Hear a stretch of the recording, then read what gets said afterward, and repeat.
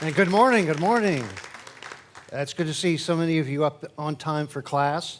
But today my ears are a little stuffed up because of all of the adventures we have had and are going to have. I had my big adventure yesterday. I went scuba diving into Scapa Flow onto the wrecked ships down about 10 meters and then it was all full of seaweed and murky waters and the ruins of the ships. And at one point I looked around and I said, "This isn't water. I'm diving in whiskey." Well, not really, but after you've had a couple of tastes of Scotland, you realize how much more there is, and particularly in the history. So that makes our voyage together particularly interesting.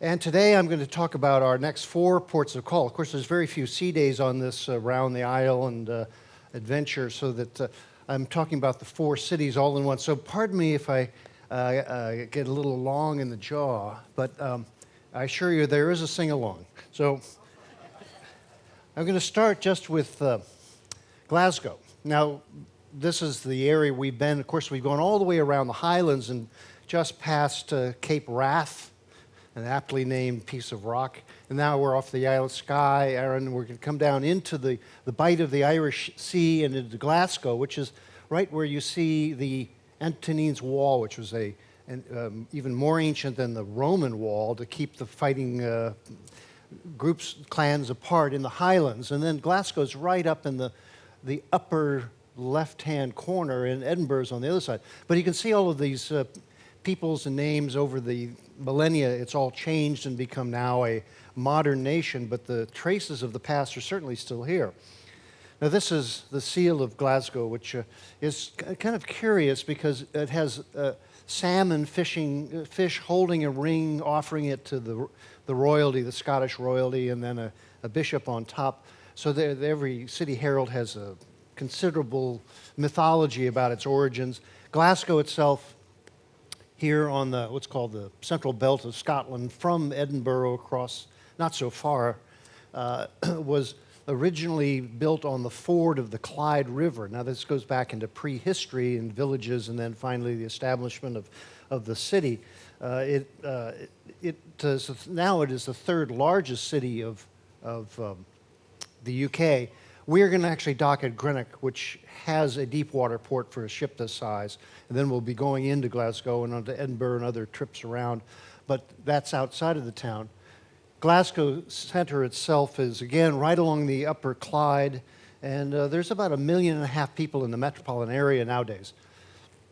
Here's the center city along the river again, with the station and the highways coming into what is a relatively modern town, because much of the medieval city was taken down and replaced by Victorian, Georgian era buildings, and now a lot of modern construction that I'll show you. But it's flat and easy walking rather than Edinburgh, which is a very hilly town. But the city of Glasgow was built again on the waterways, and then there was an extensive canal system that facilitated trade up into the inland valleys, and these are still there outside of town. But the city was the great shipbuilding center on the Clyde, and now for hundreds of years that's been the major industry along with trade of this city. It became very prosperous, particularly when the American colonies and then the British Empire had such extensive trade relations all around the world. And so Glasgow was one of the major trading centers along with Liverpool and London. And so it built these beautiful stone buildings and bridges, and this is the George's Square, which is the site of the city council. It's still like this now. And then a lot of modern construction around the center city and then out into the hillsides. So it's a pretty big and busy city to this day. I'll just show you a few of the grand buildings built at the height of its prosperity, which was the late 1800s. The infirmary, the cathedral. So a lot of these are, you can see, kind of stained by the coal fumes of the time. Like a lot of these old buildings, they were covered in smog. Now they're cleaning them up. This is a beautiful winter garden out in the Commons. The Glasgow University, which dates from 1453, so it's the second oldest English-speaking university in the world, and beautiful in its limestone construction, sandstones, all right? And then other historical remains. This was the steeple of the original city council that burned down in the late 1800s. A great train station. Of course, you can get around on British Rail very quickly all over the UK. Here's the Mitchell Library, which was given to the city by one of the great tobacco merchants. Again, trade was the source of the prosperity here in manufacturing. So there's a very elegant town center and shopping, but it has a lot of parks. All of these cities are very pleasant, let's say, with pedestrian streets. This is Buchanan Street, the major shopping street.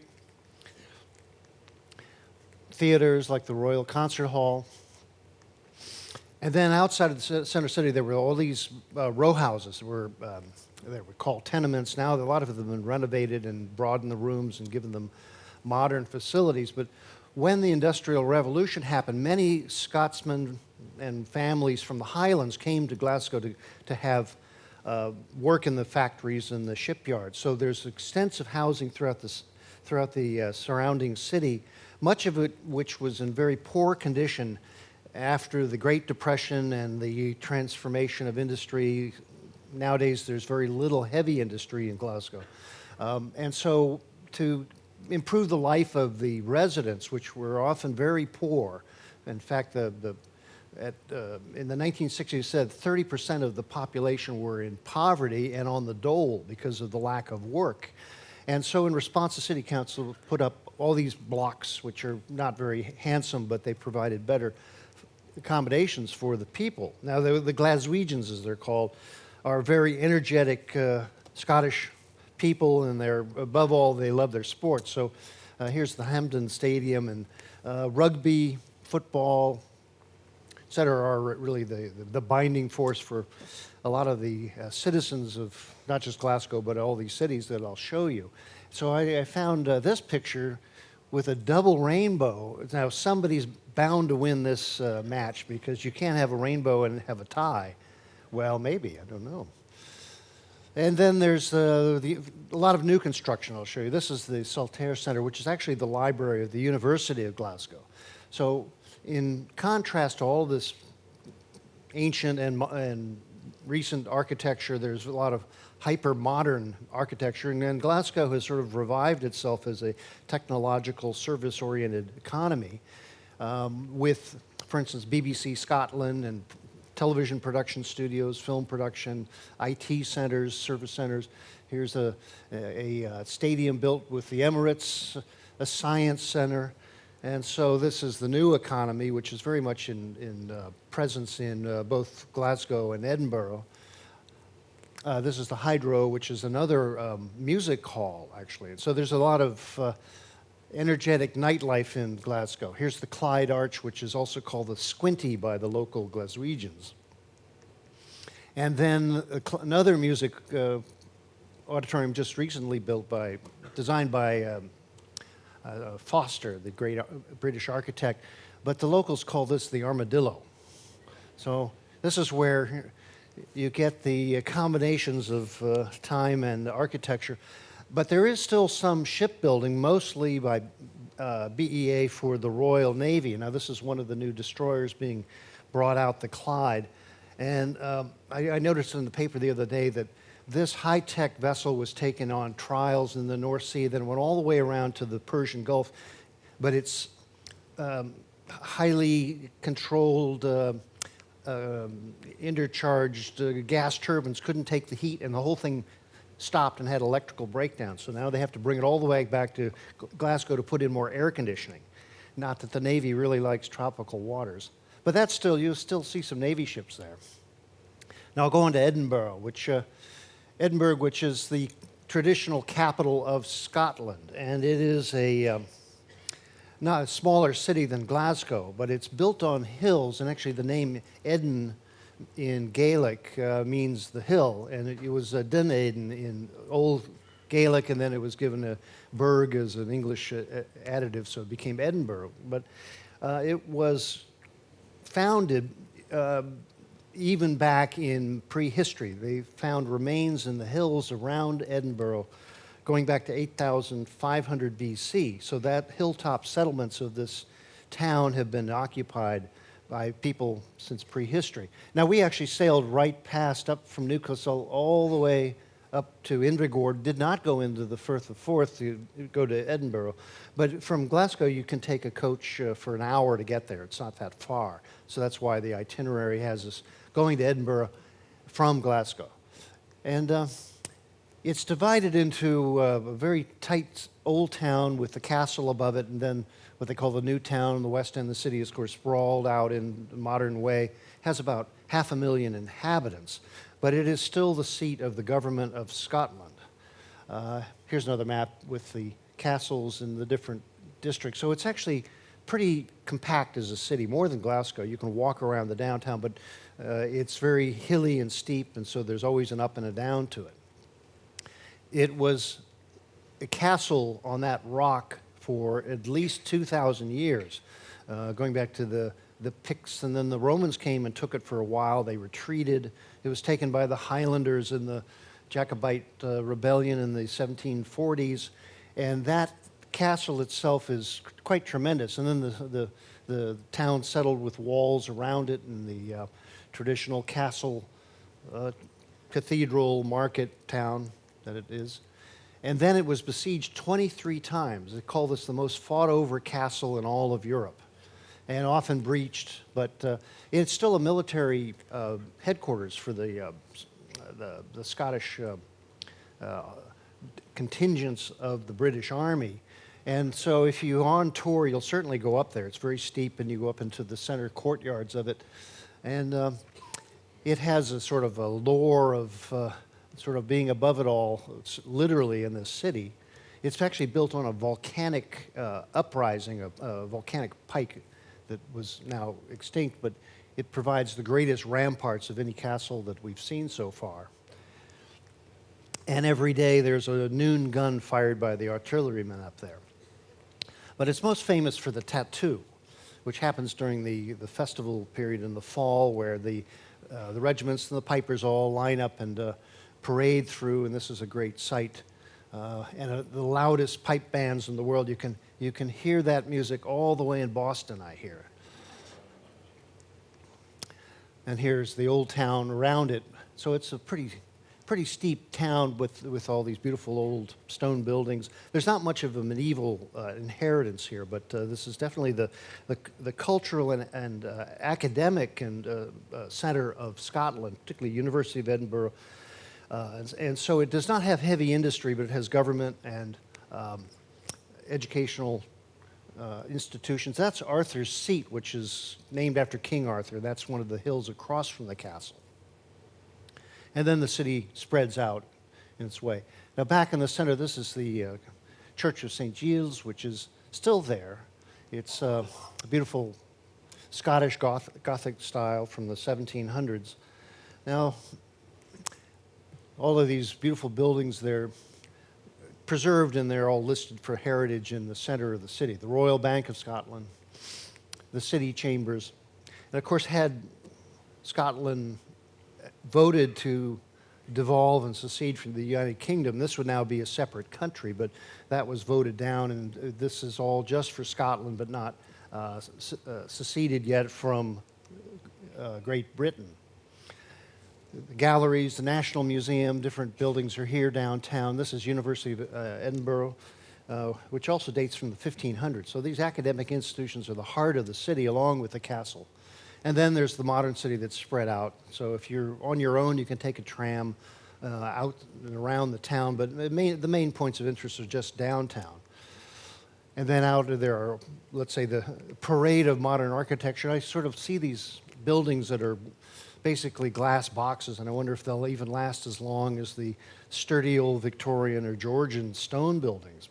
But nonetheless, this is the modern age.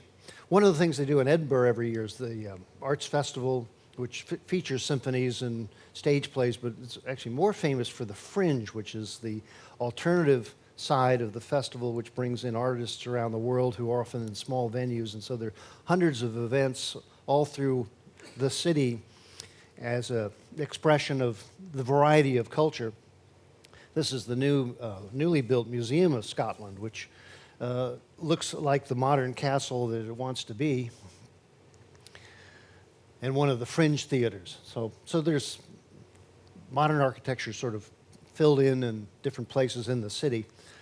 Edinburgh didn't have any bombing in World War II, so it's not as modern as, let's say, parts of Glasgow.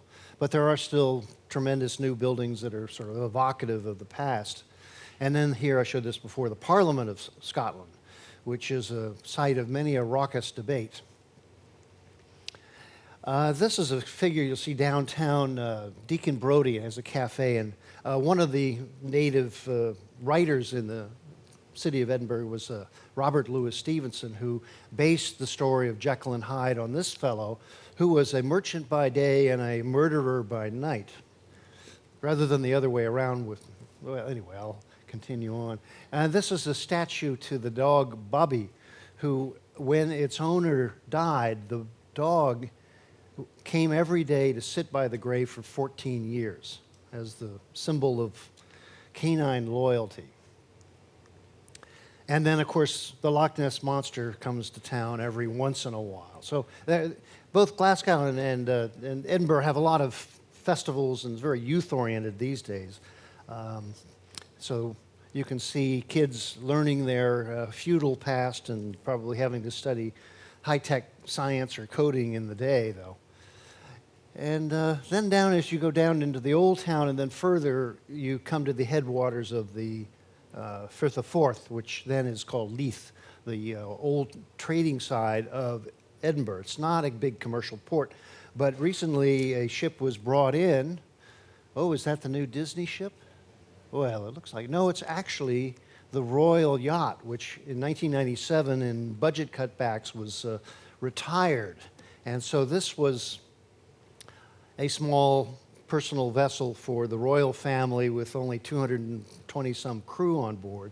But it is now a featured attraction. You can go on board and tour the staterooms, have tea, and so this is a subject of some discussion in the UK now. With the Queen's 90th birthday, there's been a group trying to organize and raise funds to get a new yacht for the royal family, and maybe something a little more modern, like a jet skis for them all, something like that. But meanwhile, the great Queen was quoted as saying, "This, the one place I can truly relax." Now, if she ever did retire, I think she should come with her family on a Disney cruise. Don't you think so? I hope there's room.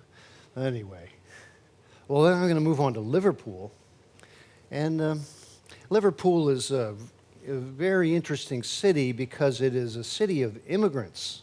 It doesn't have the ancient history of the Scottish cities or South England, because it was originally just a shoreside trading post in Lancashire. That's the area on the west country of England. And it was founded in 1207, though, on the banks of the Mersey River. And this is a kind of a broad estuarial part on the east side of the Irish Sea, with lowlands and rivers coming in. But it was a snug harbor, particularly for ships to come out, cross over to Ireland, cross around the world. So it became a major shipping center. Not as much shipbuilding as they did up on the Clyde in Glasgow or in Belfast, but it became actually the trading hub because of the canal systems going into England, and also the development of the railroad. So currently it's a smaller city of about 1.5 million in the larger metropolitan area, and of course it's near Manchester, so there's a lot of people in this part of England. And then we're going to be docking along the river and be near the points of the city, as you can see, particularly the buildings, the Royal Liver Building, the Port of Liverpool Building, and along in the Albert Dock. And then you can walk around the old town. There's not really that much that's very old, though, in the town. Much of it's been rebuilt, and a lot of it was bombed in World War II also, the docks in particular. But it started out as a series of 7 roads that are still there. Now they have a lot of larger buildings, of course. And so from that small origin, it became a fortified city. and then it began trading with the world, and most notoriously in 1644 began the slave trade to Africa. Now this was started by the Portuguese and others, and slavery was common in the world, and but there was a lot of prosperity generated by Liverpool merchants commanding slave ships that took slaves to the Americas. And so this is part of the heritage of Liverpool, but it was also the place where the abolitionist movement began, because religious members of the Liverpudlian community objected to this, and they passed a law in Liverpool in 1723 that said any slave that landed in Liverpool or escaped in Liverpool would become a free man. And so it became the first community of Africans in the Great Britain was in Liverpool. And there's a few left still that have been Liverpudlians for 6 or 8, 10 generations. It's also the first city that had Chinese residents in Great Britain, because some Chinese sailors would come up and be stranded in Liverpool. So by the 1851, a writer called Liverpool the New York City of Europe, because it had such a diverse population and it was so connected to the rest of the world. But it really boomed again when the railroads were built. This is the first running of the railroad to Manchester, and then that network spread out, and that made Liverpool the port for the industrial heartland of Britain all through the Industrial Revolution. And then the city became very prosperous and built these great squares. Now, a lot of this is Victorian, Georgian style, or even Grecian style architecture you've seen in the other cities, but it's a hallmark of the prosperity that the Industrial Revolution created, and along with the British Empire, made these cities very prosperous and drew a lot of people to live in them. As far as antiquities, this is the oldest of the buildings in all of Liverpool that is from Tudor period, 1598, and it's one of the finest examples of a Tudor-style mansion in this part of England, and in particularly good condition. With the timbered frame and the stucco and the brickwork, but that's a pretty rare building now. But again, we're going to be docking on the River Mersey and seeing the ferry traffic, and you can go to different parts of the city just by riding the ferries. But the most famous of the shipping was the White Star and the Cunard Line. Both had their headquarters in Liverpool, primarily because they were involved in the transatlantic trade. So if you steam out of Liverpool and take the arc on the north side of Ireland, that's the Great Circle route to the Americas. And so all the trade Cunard began in Halifax and came into Liverpool. Later they moved to Southampton, but the sea miles are greater from the south, but nonetheless now, of course, it's not that important because the ships go on. Anyway, this was the home port of the ill-fated Titanic. And so we're following in the wake of a lot of shipping that came in, and of course the Navy. This is a Nelson monument where every man must do his duty. And some of the old docks have been renovated into residences and shops and local private boats. But it's the main industrial docks are not in the main city anymore. But right off the dock where we'll be, you can go into the center city, see the Victorian buildings. This is actually a very large cathedral built at the beginning of the 20th century, one of the largest in England, the Liverpool Cathedral. But that's Anglican, Church of England. St. George's Hall, which was originally built as government offices, now that's a big museum site. Lime Street, which is just in from the docks, which is the train station. The University of Liverpool with its beautiful Gothic sort of brickwork. And these are the hallmark buildings of Liverpool, the three graces, which are the three buildings. One is the port offices of the city. The other one is the Liver building, which is a office building. And then there's the old Cunard headquarters. And so these are listed buildings and preserved, but they're the prominent features of the waterfront.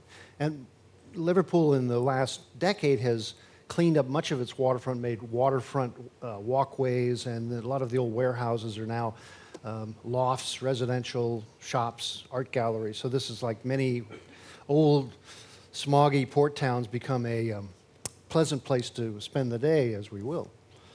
And then you walk into town. Again, there's not that many ancient buildings, but this is the main shopping street, Victoria Street. And this is Matthew Street, which has a lot of pubs and nightclubs. And this is where they have a music festival every year. Now, Liverpool, of course, is sort of famous as being the birthplace of a lot of technology and then culture. This is what's called the Oriel Chambers, which was the first cast iron built building in the world, which then led to skyscrapers. It's still there. It looks a lot like Soho in New York City. Big windows for shop display. And then there's all the new construction. This is right on the shorefront, the Echo Stadium, which is an arena for basketball and indoor sports.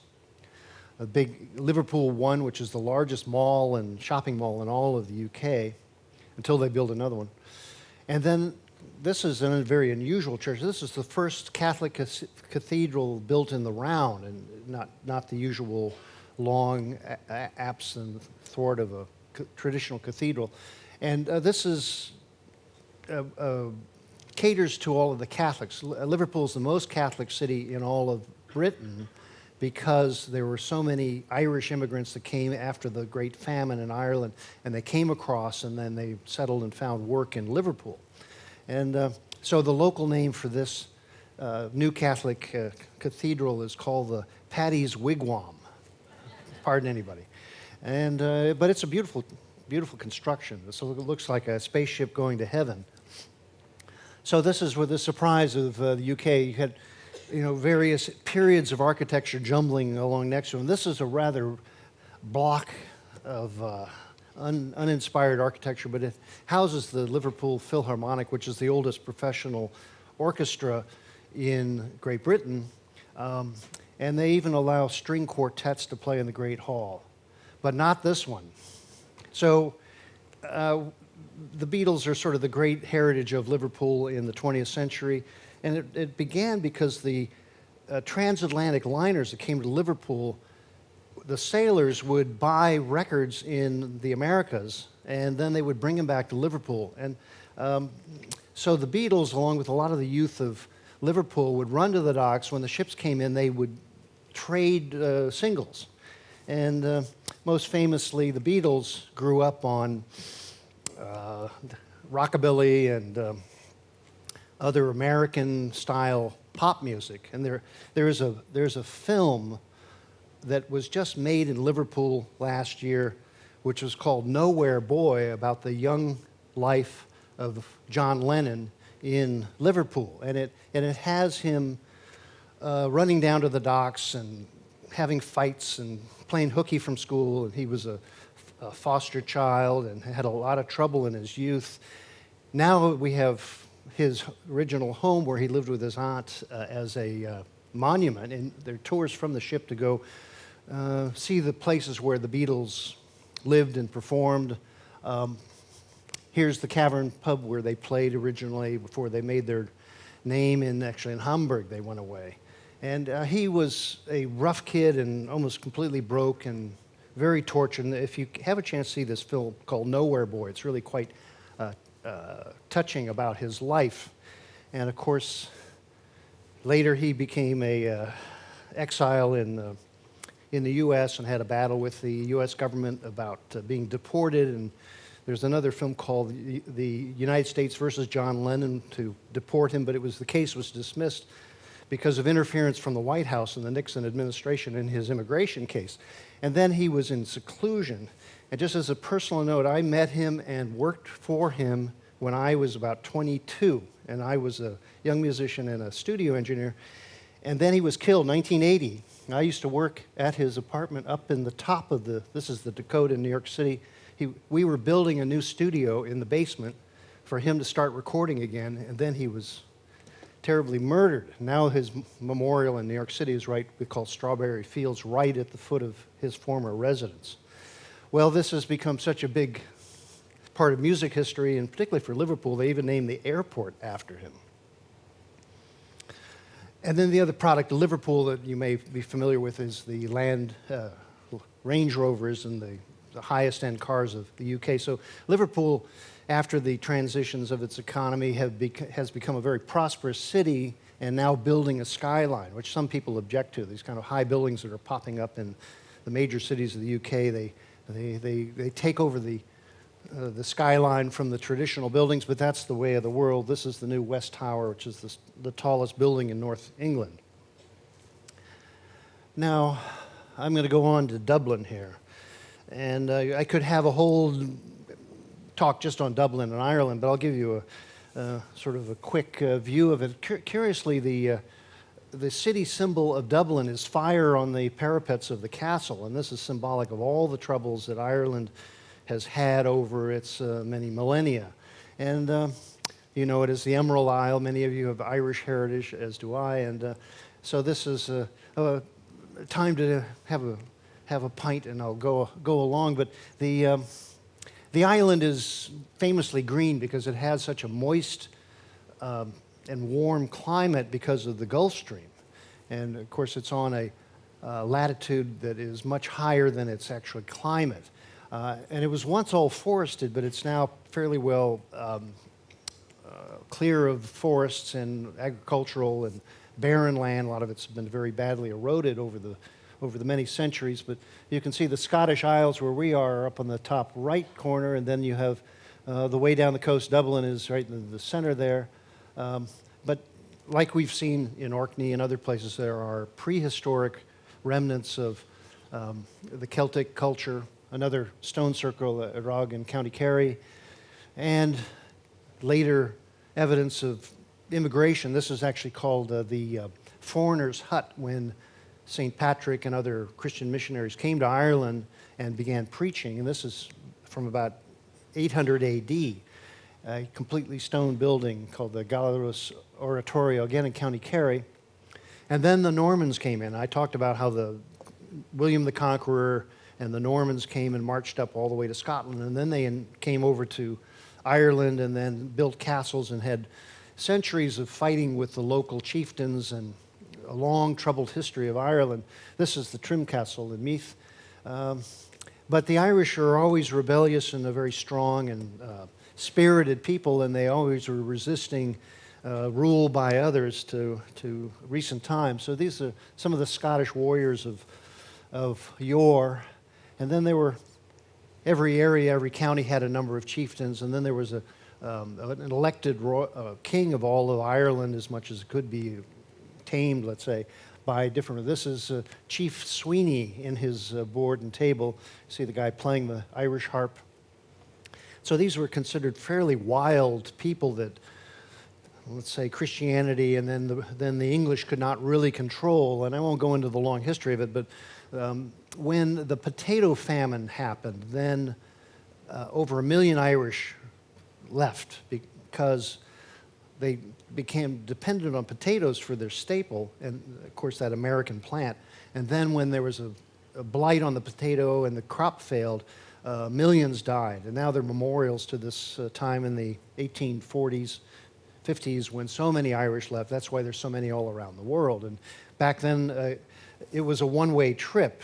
And so this is what we have today: a Republic of Ireland and then Northern Ireland. I won't go into the politics too much, except that the North is Protestant, the rest is Catholic, and so they've had finally a peace accord to not be having such violence as they've had recently. But the countryside is, as I said, very lush and dew-blessed by the moisture and the rain.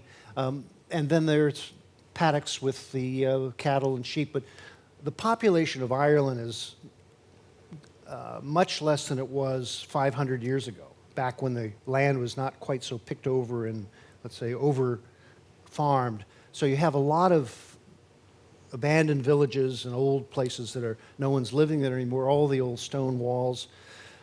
So this is the typical Irish countryside, which had been far more lush with woods and wildlife, but that's no more. There's a little remnant of it, but it's still beautiful.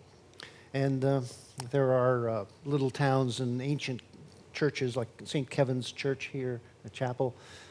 And And so this is the pleasure of visiting Ireland, as you go sort of back in time, the further you go out into the countryside, and of course the spirit of the people is very much there, the music and the hospitality. And then when the English had, first the Normans and then the English had control of Ireland, they had the Anglo-Irish nobility that built grand estates all around, and they were given land by royal charter from London. There are only some of these left. This one's outside of Dublin, but many were destroyed in the battles, and then finally the Irish War of Independence sacked many of these old estates in anger against the rule. Now this is, I'll take you just back to Dublin now. This is the bay where the city is. Now Dublin has about 1,700,000 people in its metropolitan area. It used to be the second largest city of the British Empire. But now it's, of course, the capital of Ireland with its outlying areas. We'll be coming into those breakwaters and docking right in the major commercial dock right out on the edge of town. Then there'll be a shuttle service into downtown because you can't get up the river Liffey with a ship, of course, this size. But Dublin, the name in Gaelic means the Black Pool, which was the name of a part of the river that sort of filled up, and because of all the peat moss and the runoff from the countryside, the water was black. So they called, in ancient times, Dublin the Black Pool City. It was written about as far back as 140 A.D. by Ptolemy, the Egyptian writer, but it was officially established by a Viking invasion in 988, where they made it their center for their incursion into Ireland. And there are some Viking remains that have been found recently digging around in the old town of near Temple Bar. But you can see Trinity College and the castle, the customs house. This is a town you can walk around quite readily and see most of its sights. This is right at the center, Father Matthew Bridge on the Liffey River. And here's the remains of a Viking ship they found buried in the mud under the riverbanks recently. So this is, again, a heritage of incursion. The oldest medieval building, dating from about 1100, is the castle. Now this was where the Normans and then the British administration was based in what they call the Pale. And in previous centuries, no Irish were allowed within the compound, and no Gaelic was allowed to be spoken. And so this is part of the salt in the wounds of the Irish, that they were not allowed to speak their own language in their own city. And of course, it was a wall city. You see the river and the trade and the different features of a medieval town, 1610, a bit later. But it's, of course, grown outside of this and become the major commercial city of Ireland, and, of course, now the capital. Here's 1831. With the bridges over the river and the warehouses and the shipping. And a lot of it is still there. I mean, the prosperity of Ireland in the last decade before the bust meant that a lot of quarters and a lot of areas were built up suddenly, and now hopefully they've stopped taking down any more, but I'll show you it's a modern town on the outside of this center city. Here's the 1897. But it's also a town of many parks and churches, so it's very pleasant and kind of an animated town. It's also an educational center with Trinity College and other universities in the area, so there's a lot of youth come from around Ireland and around the world to study there. Here's one of the churches downtown. Most famous in the library of Trinity College is the Book of Kells, which is the medieval manuscript. And that, I believe, again, the ship has a tour just to go into the old library and see this beautiful illustrated manuscript on parchment with gold and vellum and beautifully wrought gospel. Well, here's a view of the general city. You can see the shipping ports and the construction all over. Again, it's a bustling city like the others I spoke of, but it still has its medieval quarters and lanes like Henrietta Street. Here's Trinity College, which is its Georgian building. And this is sort of the birthplace and also the repository of much of Irish literature. And those of you who have studied what would be called English literature, some of the greatest writers have actually been Anglo-Irish, writing in English, but of Irish stock, most famously James Joyce. then the National Museum and other sites you can go see if you're on tour to learn more of the history. And then this is a famous building because this was the center of the 1916 Easter uprising. Now, we just had a commemoration of that. Tragic or glorious event, depending on how you have it. It's been rebuilt, but there had been agitation against rule going back centuries.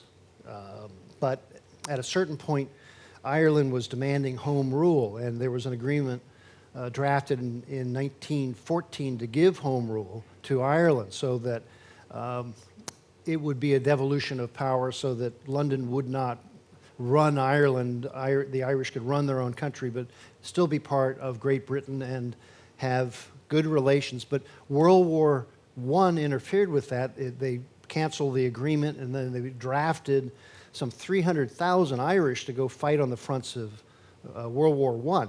And this led to great turmoil, and then the Irish revolutionaries and radicals declared the Irish Republic, and then the battle ensued. And so this is the uprising call to arms of 1916 on Easter Sunday, which was considered sacrilegious by many, and or just traitorous, of course, but this is a poster of the era, whether Ireland will be a poor sister of England, especially, or be an independently proud nation of Eire.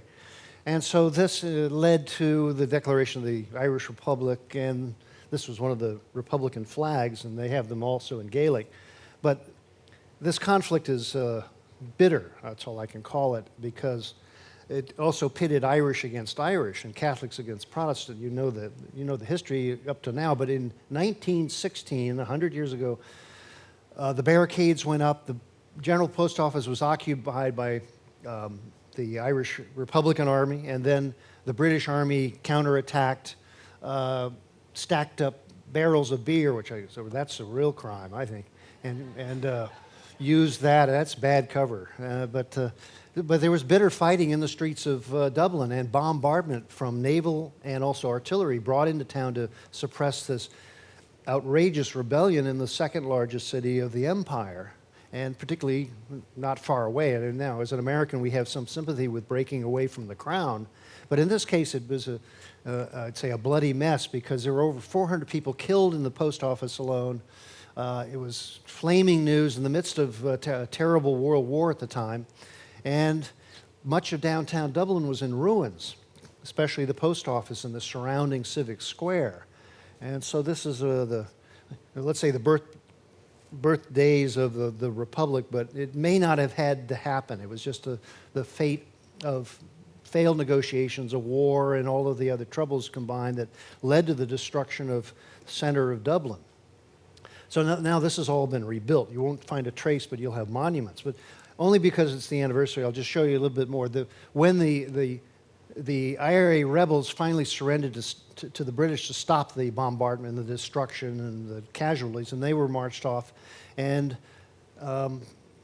some 12 of the main leaders were executed summarily in this Kilmahen Goal. And that's now a national monument, and there are monuments to this period. Then there was the Irish Civil War between the factions in Ireland, and of course it went on until just recently. But there are monuments to this time. This is sort of fresh blood on the ground, and so you have to appreciate it when you're there. And of course it's a happy city, but in the Northern Ireland, it's still a conflict. And as it says here, who fears to speak of Easter week? And so the conflict goes on, but hopefully it's all a compromise and a peaceful resolution of these ancient, bitter feelings. So when you come to Dublin, you'll find it a very happy place, because it doesn't have this troubles. They're well behind, and Ireland is, even in spite of recent economic trouble, is fairly prosperous. And now it has the typical problem of many, as part of the EU, it has many immigrants from Eastern Europe and other parts of the world, so it's becoming a diverse society. So these troubles of the past are becoming more and more irrelevant, I hope. But you still have the old neighborhoods. Again, it hasn't had that much demolition of the center core city after the uprising, but you have markets and a lively street life. And here's the symbol of the city, Molly Malone. And she's sort of a mythical figure of the working woman of Dublin. So at this point, I'll Not that I ever met her, but I'm going to sing to her anyway. And you can sing along as you know this. In Dublin's fair city, where the girls are so pretty, I first set my eyes on sweet Molly Malone, as she wheeled her wheelbarrow through streets broad and narrow, crying cockles and mussels, alive, alive, oh. Alive, alive, oh, alive, alive, oh, crying cockles and mussels, alive, alive, oh. Well, there's more. She was a fishmonger, but sure 'twas no wonder, for so were her father and mother before, and they wheeled their barrows through streets broad and narrow, crying cockles and mussels, alive, alive, oh. Alive, alive, oh, alive, alive, oh, crying cockles and mussels, alive, alive, oh.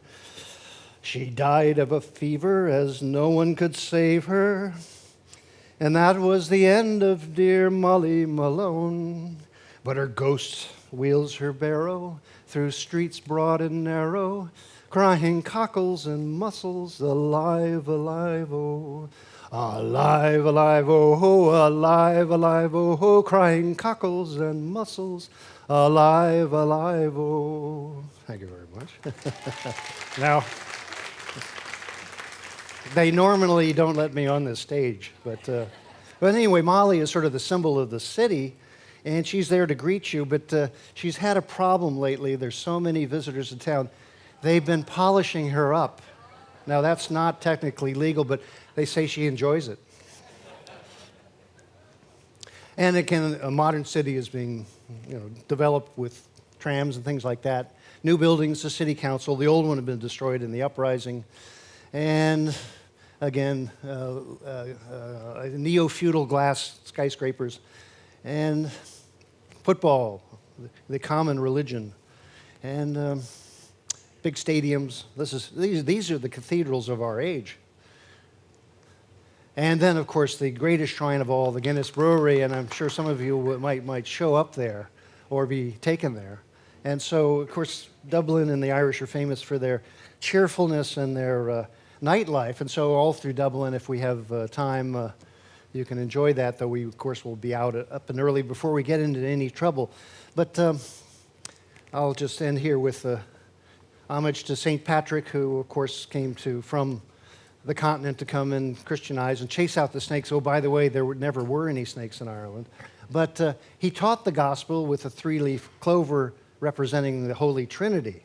But then he found a 4-leaf clover, and he's still thinking about that. But, of course, you all know there's St. Patrick's Day parades. This is one to the village where he first started preaching. So the deep Catholic faith of Ireland is still very much there, and St. Patrick is the patron saint of the island. And then the parades go on. This is the one in Dublin, and then there are ones everywhere, the big ones all over here. This one's in Montreal with the Irish greeting, say, Le Falte, 100,000 welcomes. And that's St. Patrick himself there dancing. And when you stay in Dublin long enough, all you really want to do is hang out more. And with that, I wish you Erin go bra, long live Ireland, and thank you very much, and have a great trip to these wonderful places. Let's hear it, everybody, for Richard Heyman. Thank you.